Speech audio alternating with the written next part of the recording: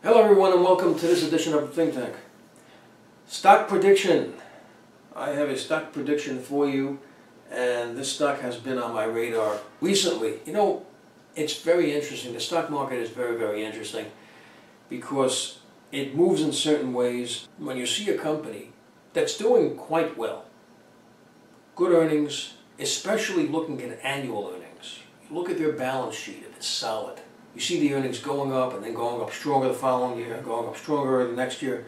And let's say they have a down year. Let's say they didn't make as much as they did in the prior year.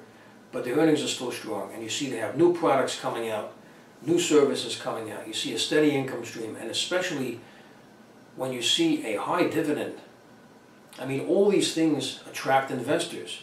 But yet the stock could still be down like over 20 or 30%, right? And then you wonder why that's happening. And then you see the news and you look at all this negativity, right? And then you're wondering, like, what's going on here? The company's doing well. Their products are in demand. They have little competition, and yet the stock is down so much. What's going on? So you see the short-term stuff, you know, like the bad publicity that comes out, and that's hurting the stock.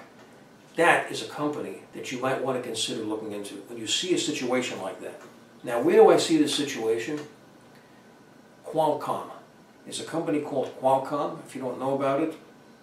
It's a tech company. It's a very well-rounded company. I mean, it makes the very best and most popular processors in smartphones. So basically, the company is in high demand. They need their processors. The top phones that are coming out that use CDMA technology especially, that's another part of their business, use the Snapdragon processor, which is what they make. They also have a lot of patents, so they have a lot of cash coming in.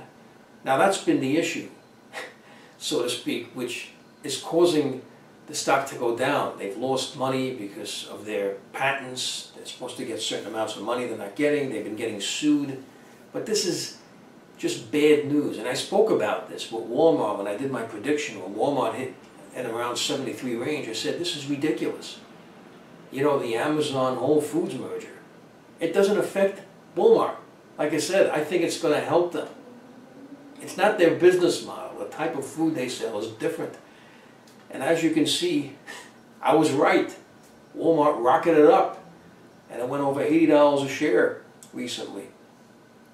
So I think the same thing is happening with Qualcomm, because I'm looking at that balance sheet. This is a company that's making money. It's doing well.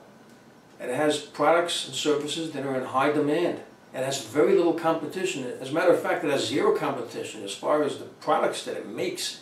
Nobody makes the type of processors that they have that are required in high-end smartphones. So they have a lot of things going for them. 5G is coming out. They're going to be a major force as far as a participant in that rollout of technology.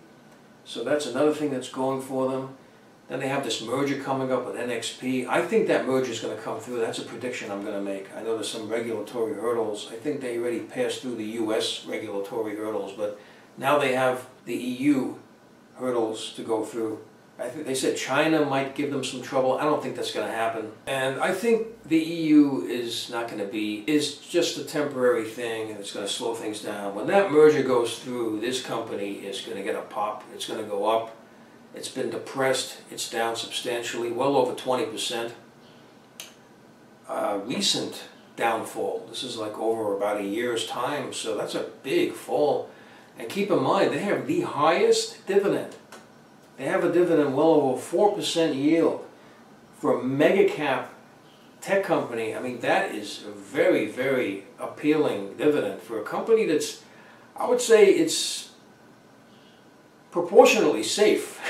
I mean, you know, for a company that size that's making money and doing well, pretty safe dividend. Now, as far as looking at the technicals, it was making a triple bottom, but it did break through it, so that was a little bit concerning.